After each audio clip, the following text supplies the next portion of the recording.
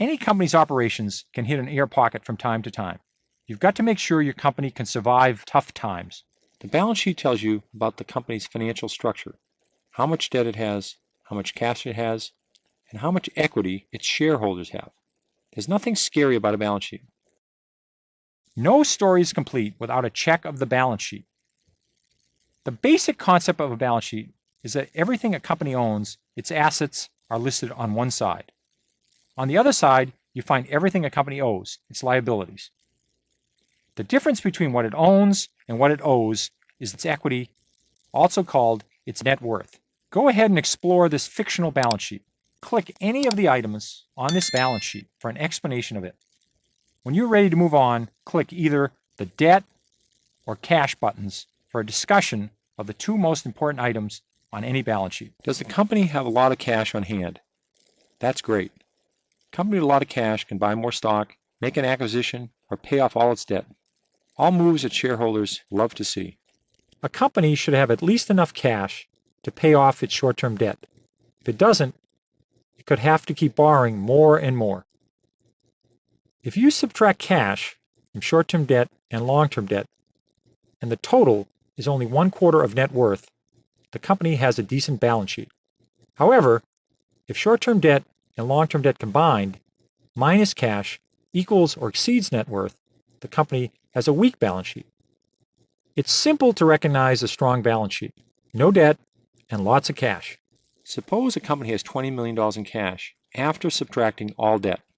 If the company has 4 million shares outstanding, it has $5 of cash per share of stock.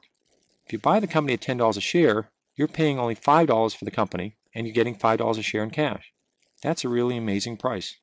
In effect, that means your real price is $5. If this company has a very solid, predictable business, this extra cash is quite valuable.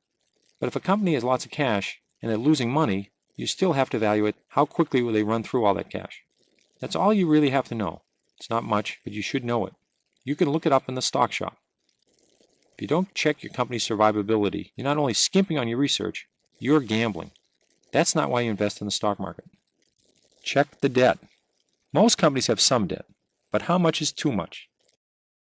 Add up the company's long-term debt and total equity. That's a good approximation of the company's total capitalization, the money the company has available to grow its business in the future. Now compare the long-term debt to total capitalization. If total debt equals half of the company's capitalization or more, beware.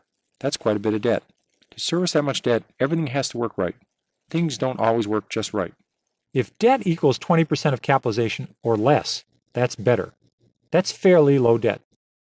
As usual, there is no rule without some exception.